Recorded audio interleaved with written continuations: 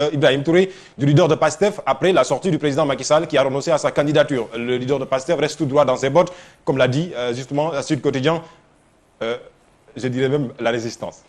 Oui, droit dans ses bottes, c'est le Ousmane Sonko que l'on connaît, hein, celui qui a une certaine constance dans la manière de parler, dans la manière de voir les choses, même s'il y a eu, je ne dirais pas du neuf, mais quand même un propos qui peut ouvrir des perspectives, disons, bonnes.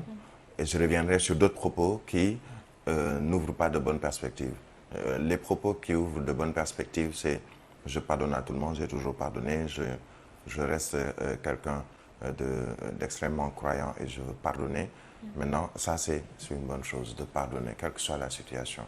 Mais paradoxalement ou contrairement à ses premiers propos et à ses autres propos ou cette autre phrase qu'il n'y aura pas d'élection si je ne suis pas candidat ou bien ce sera dans le chaos, eh bien moi j'ai presque envie de dire est-ce qu'on doit aller vers un chaos dans ce pays que l'on a tous au cœur. Le Sénégal au cœur, ce n'est pas une phrase de Macky Sall, c'est une phrase qui doit être de tout le monde.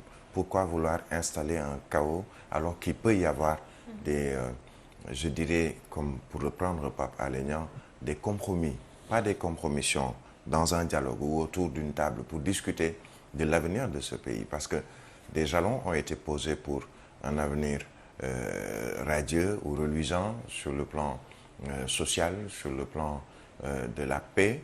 Est-ce qu'on doit également aller vers cette situation que l'on craint, que tout le monde a craint déjà avec l'histoire du troisième mandat ou de la troisième candidature, que l'on va continuer à craindre parce qu'il s'agit surtout pour Ousmane Sonko d'un bras de fer, un bras de fer et un duel. Il y a, je pense, un journal qui parle de ce duel qui se poursuit entre Macky Sall et Ousmane Sonko. C'est politique, certes. Le fait de dire que on va installer un chaos où ce sera des élections dans un chaos indescriptible au Sénégal, propos politiques, mais propos, à mon avis, également dangereux. Il dit n'avoir rien contre qui que ce soit ou contre personne et pardonner à tout le monde. Mais autant aujourd'hui trouver une solution. Hier, je le disais, il y a un cas qu'il faut régler, négocier. À la limite, trouver une solution pour ce cas. Ce n'est pas le cas Khalifa, les deux cas, Khalifa ou Karim, mais c'est le cas Ousmane Sonko. Comment régler ce cas et surtout, comment arriver vers cette paix qui commence à s'installer depuis un certain temps, en tout cas, et qui s'est même, je dirais, renforcée après le discours du chef de l'État du 3 juillet dernier. Comment arriver vers une paix durable au Sénégal? Que les élections ne soient plus des prétextes ou un prétexte pour installer la chienlit, pour reprendre un terme que j'aime bien, ne pas installer la chienlit dans ce pays. Ousmane Sonko ou un Khalifa Babacar Sall ou un Macky Sall ou des gens de Benno Bokk Yakaar n'ont pas le droit, à mon sens, n'ont pas le droit de vouloir installer ou faire installer le chaos, quelle que soit la situation. En 2019, il y a eu des élections où le Parti démocratique sénégalais n'a pas participé à ces élections. Écarté, son candidat écarté, à savoir Karim Wade. Ils avaient annoncé avant, on va installer le chaos ou le chaos va s'installer. Il ne peut pas y avoir d'élection présidentielle au Sénégal sans Karim Wade. Les élections se sont tenues sans Karim Wade. Khalifa Babacar Sall, des élections se sont tenues sans Khalifa Babacar Sall, qui était en prison. Karim Wade qui a été également en prison.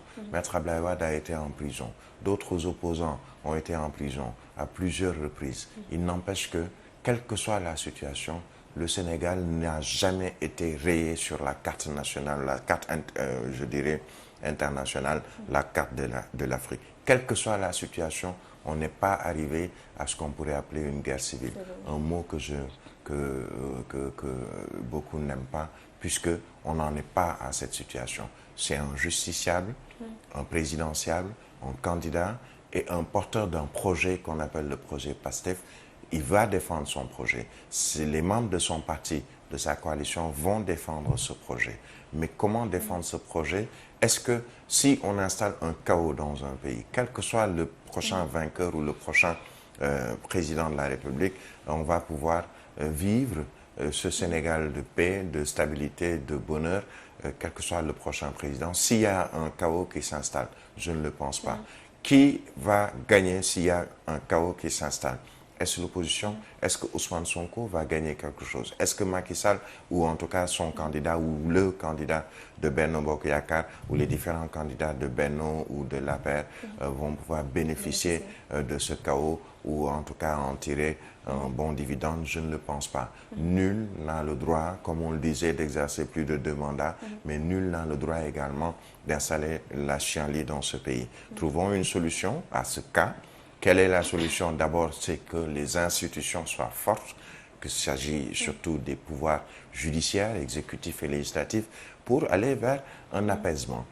Un justiciable, quel qu'il puisse être, même s'il a 17 millions de Sénégalais derrière lui, se doit, s'il veut être président de la République et surtout s'il veut que l'on respecte la fonction de président de la République, mais respecter également les autres institutions, à savoir la justice, respecter également le pouvoir législatif, respecter les différents pouvoirs en place. Installer la chienlit au Sénégal, nous serons, moi en tout cas personnellement, je ne pense pas que cela soit une solution pour aller vers une présidentielle ou après la présidentielle. Il reste encore quelques mois. Il y a énormément peut-être de possibilités. Et comme on dit en Wolof, donc essayons de trouver une solution. Et je reprendrai peut-être les propos de mon frère et ami Pape Alé Niang, qui hier dans un tweet a rappelé que d'accord, il faut surtout qu'on aille vers un Sénégal prospère, de paix. Et s'il faut un dialogue ou des négociations ou des compromis surtout, mais pas des compromissions, qu'on aille vers ces compromis, qu'on aille vers un dialogue qui puisse au moins rendre tout le monde heureux au sortir de ce dialogue. Peut-être pas forcément le dialogue qui a été initié par le président de la République et qui a quand même eu un résultat ou des résultats assez probants.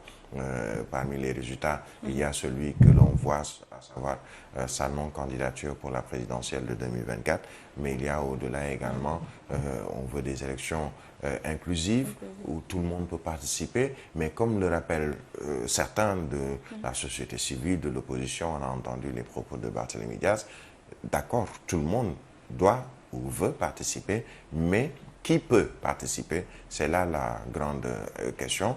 Faisons confiance, même si beaucoup n'ont pas trop confiance au Conseil constitutionnel.